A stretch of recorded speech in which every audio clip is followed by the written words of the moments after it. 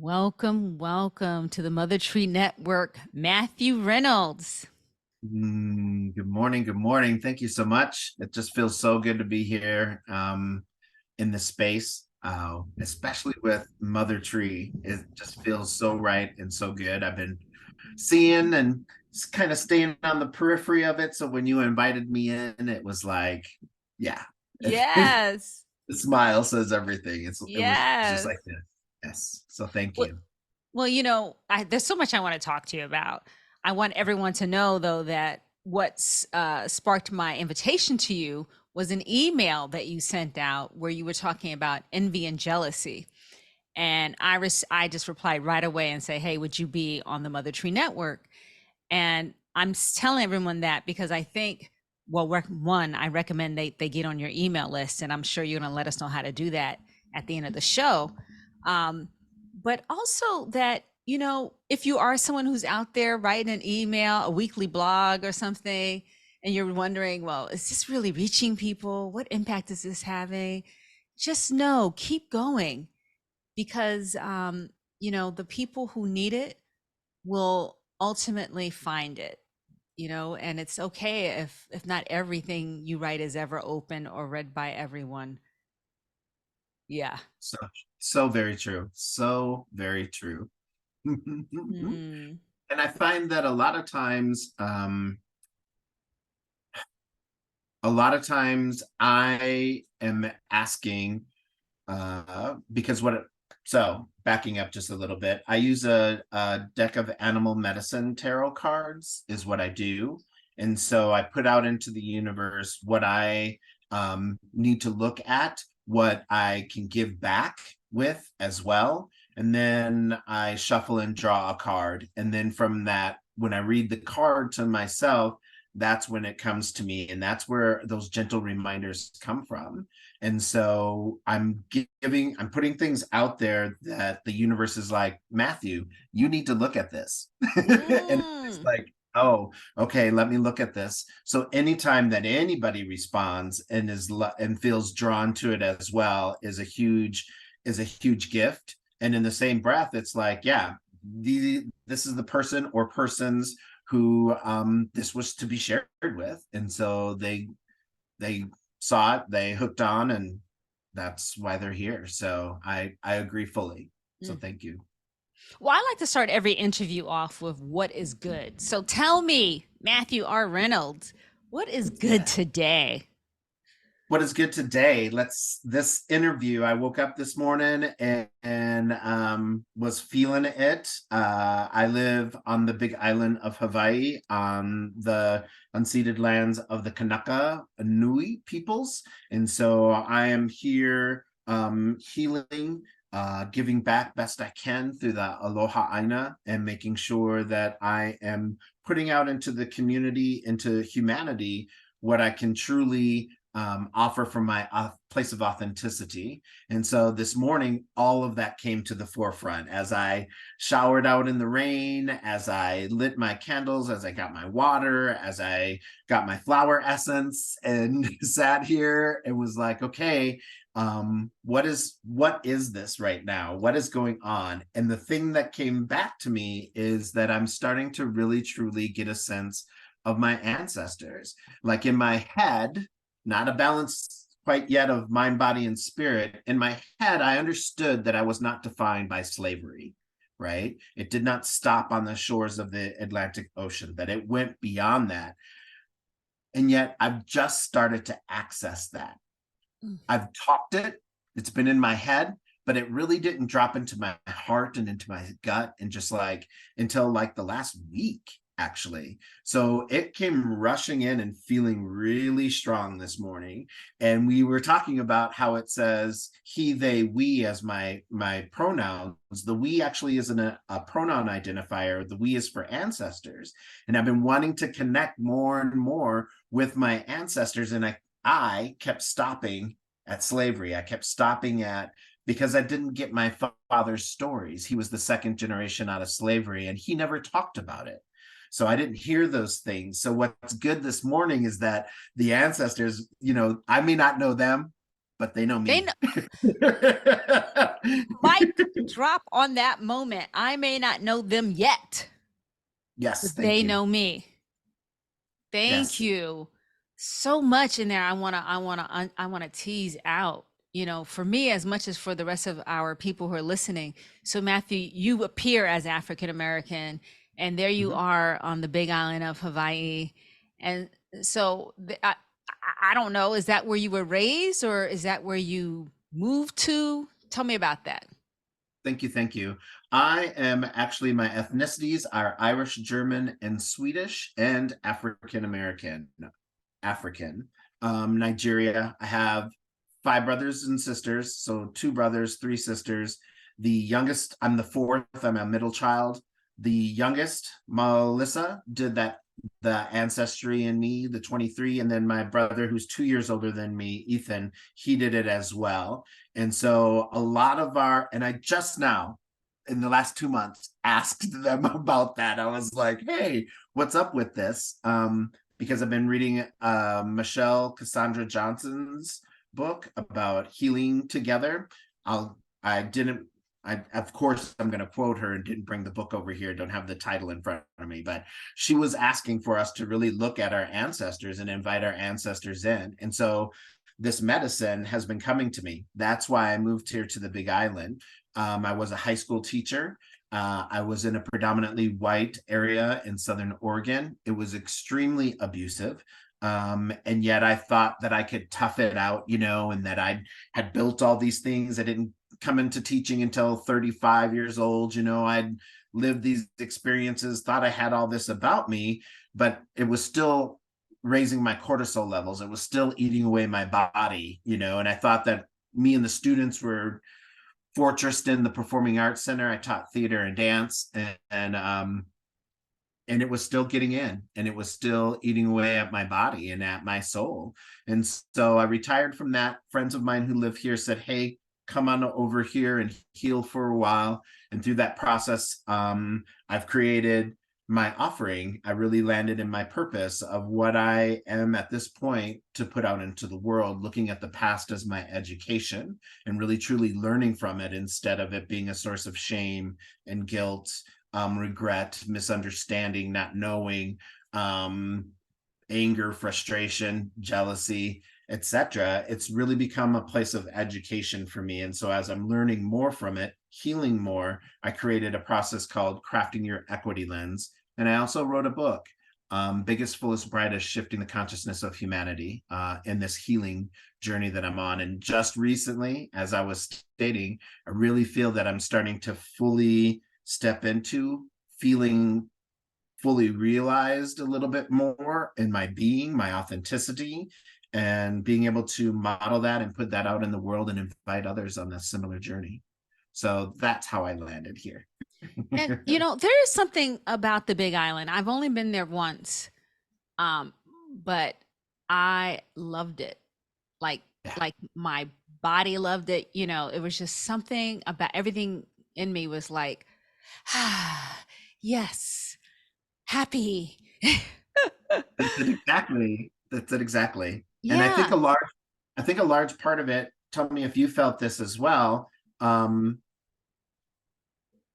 The flora and fauna, there are 9 of the 11 different biomes in the world, 10 different biomes. There's 9 of them here on the island. So as you drive around the Big Island, you can see every single biome that exists basically on the planet via, or maybe take out the Arctic. I think that's the ones that we don't necessarily have.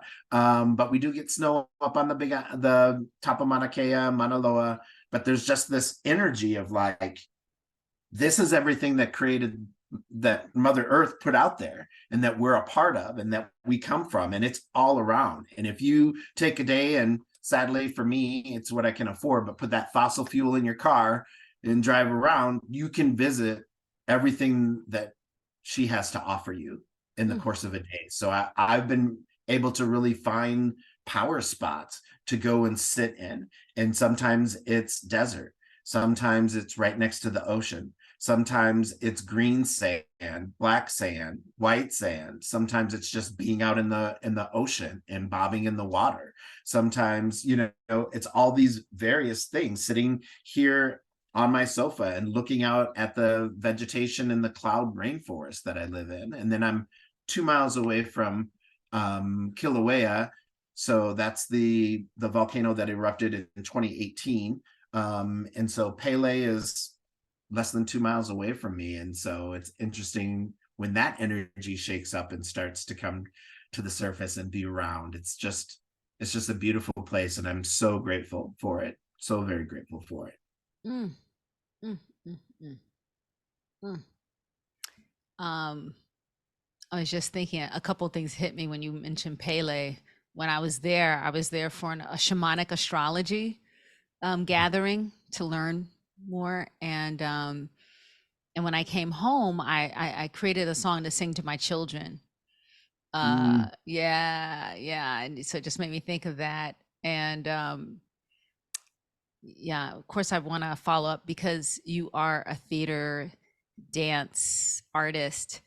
And mhm, a couple of episodes ago, I interviewed my friend and mentor, who is also a theater dance artist, who she said that, and this is for everyone who's listening, this is Dr. Gerald Robinson, also known as G Love. She was telling me how she felt like she awakened, like dance and theater awakened her to mm, the codes in her DNA, um, which helped her get into ultimately on her journey to become the powerful healer and, you know, oracle that she is. So I said, were you always intergalactic? And she said, well, yes, but she was asleep for a while, and it was dance and theater that opened her up. So I could see how you could think that would be a fortress against these outside forces, creating this space for you and your students. But tell me about you as an artist, like how you view dance and theater in your body and your spiritual journey. yeah, you're just jumping right on in, aren't you? Yes, yes, and yes. Um, it was healing first. So I grew up in a small town, predominantly white town in north central Minnesota.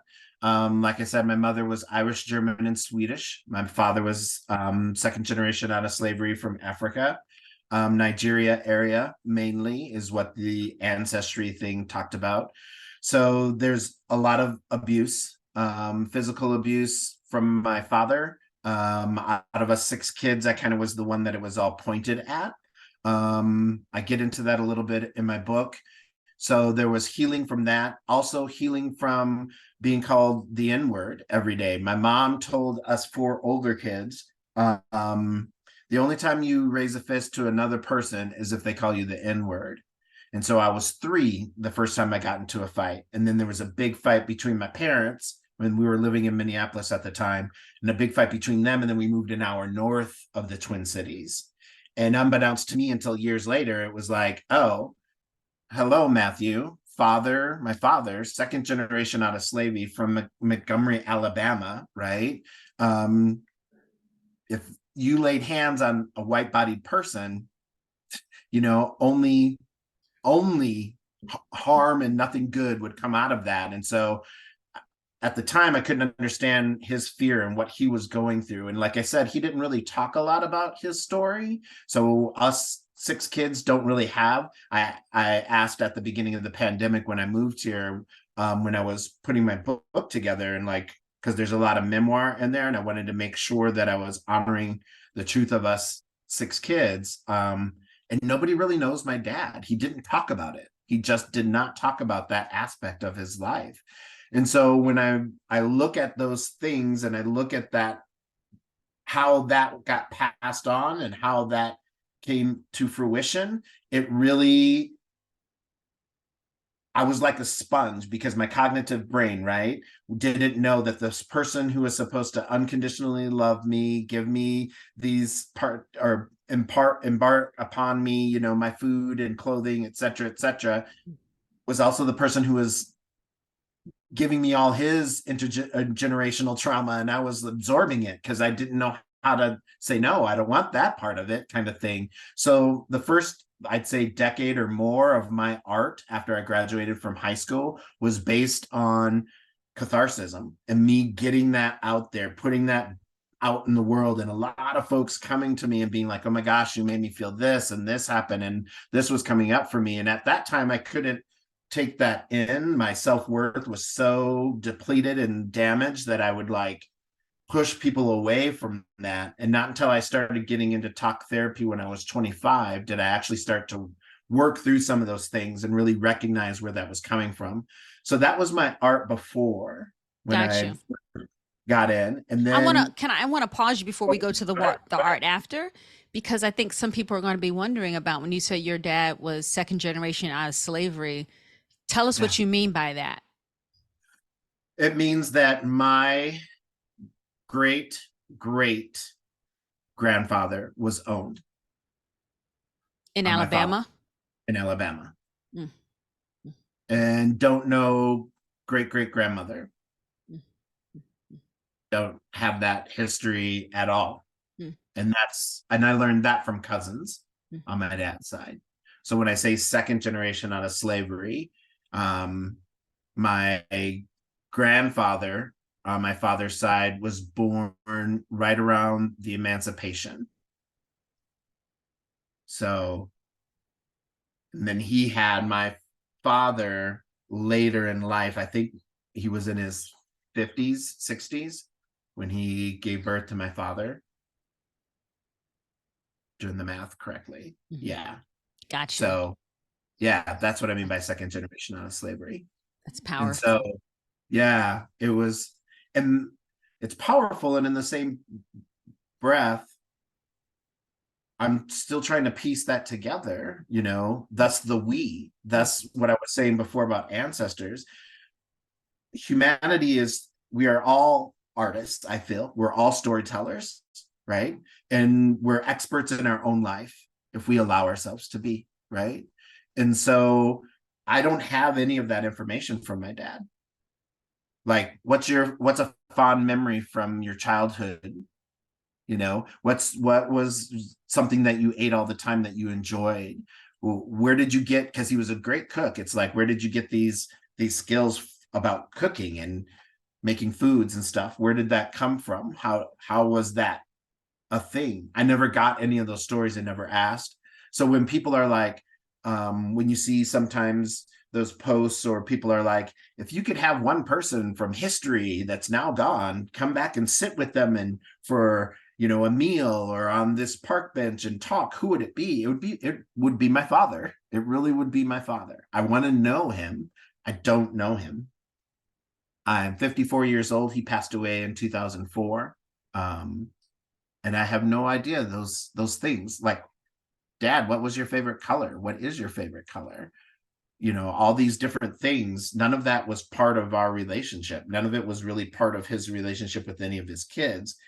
And a lot of that, the story that I get from that after a lot of my healing with my art and starting to get into talk therapy, that was that shadow that was formulated inside, that inner voice, and what it was saying to me and how it was saying things to me and how connected that is to the dominant culture and status quo, white supremacy culture, the ideas of internalized racial oppression, the ideas of internalized capitalism, because that's what my father, that to him, that was success. That was being a good dad, is that he would always buy objects, you know, like a dirt bike or a boat with the motor, or, you know, these objects and things, but couldn't sit down and ask, how are you doing? What's going on with you? How was school? What was, you know, your performance? You're in these sports.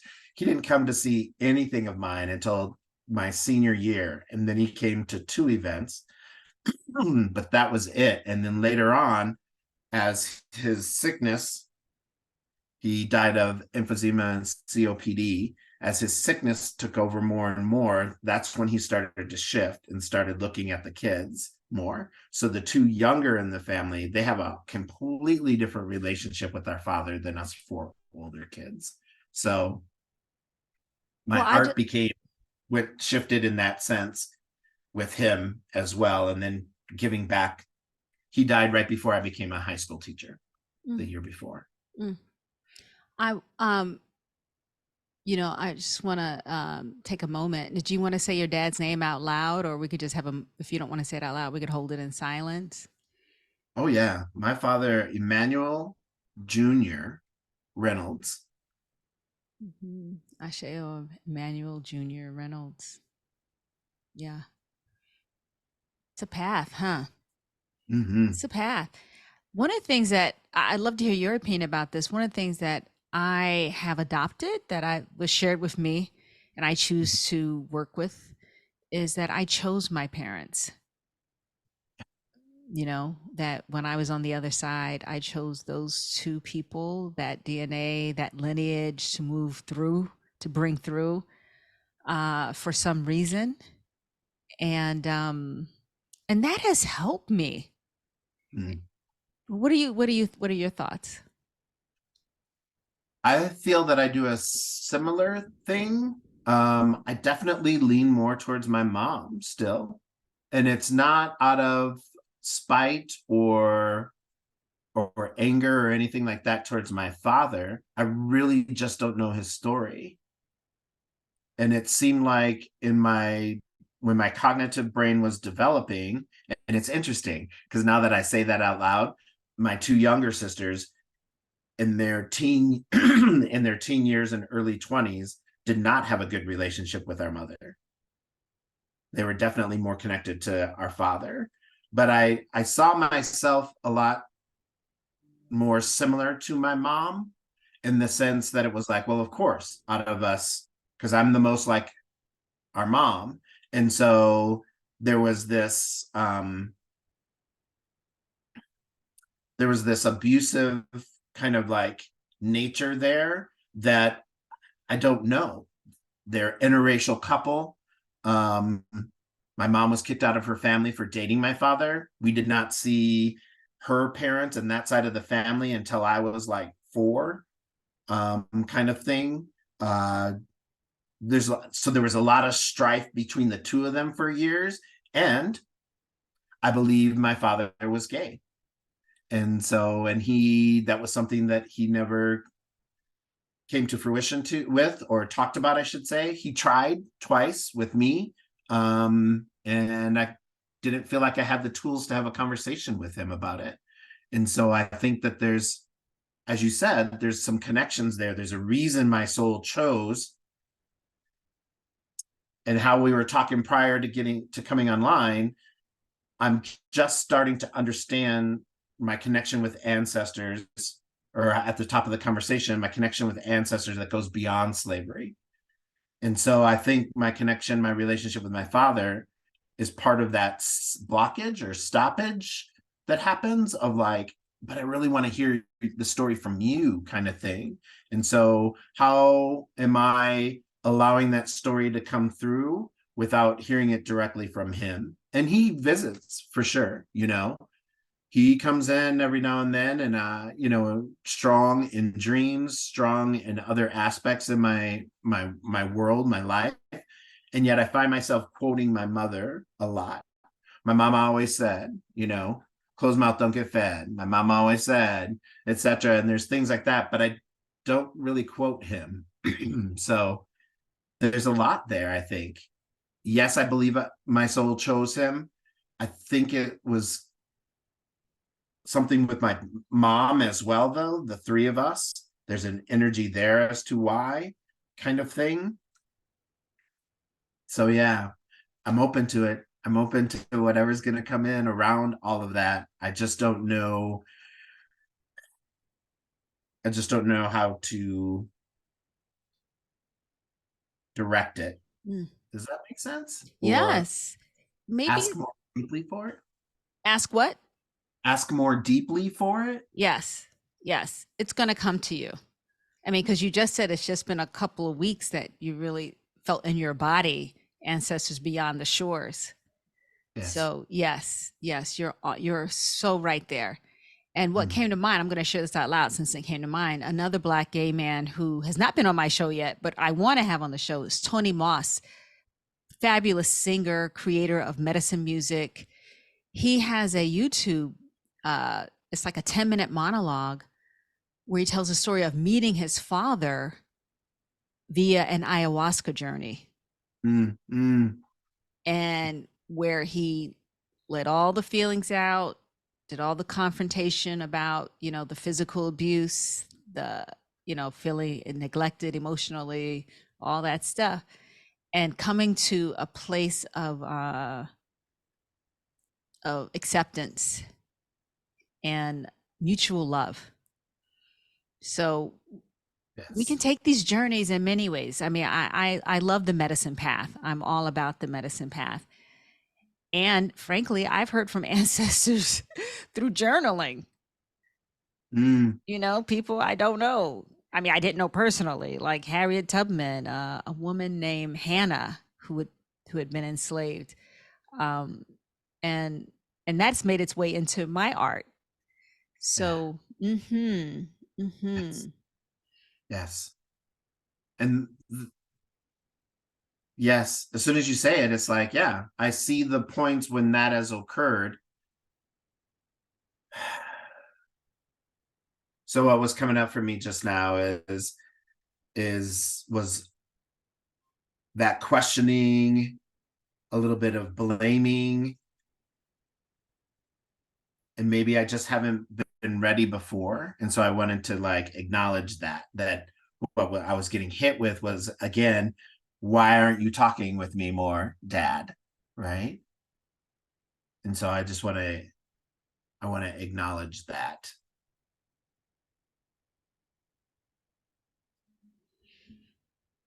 mm, I feel like this conversation, this completely unexpected turn in the conversation,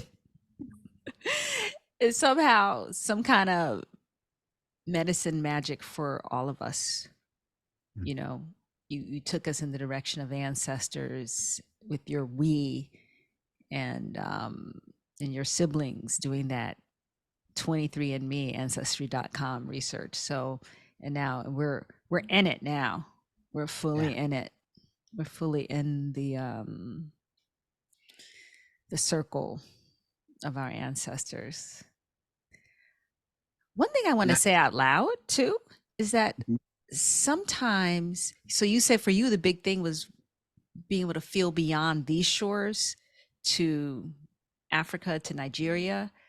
Mhm. Um, a thing that happened to me was feeling like trees were my ancestors, like not in my mind, but in my sensation.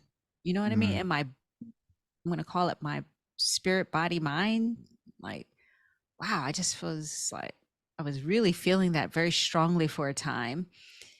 And now I got this ancestral altar in my home, and I tend to that when I remember. And, there is a tree piece on there, but it's mostly human beings.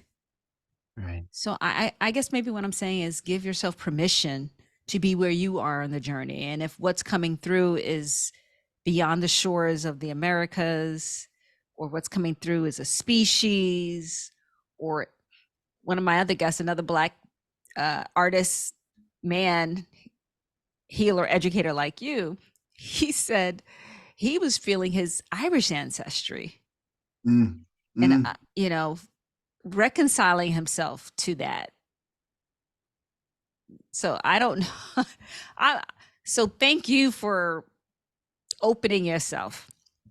Mm. Is there anything else you want to say about that? Because I want to move us on, but I want to give you, if there's a breath or a need to speak to complete this, let us do that. I think that that's the thing, is that I know that it's not complete. I know that I've stepped forward or through or into or onto something. We are all made of stardust. We're all, everything around us, we're part of it. And I believe that fully. And I feel that fully.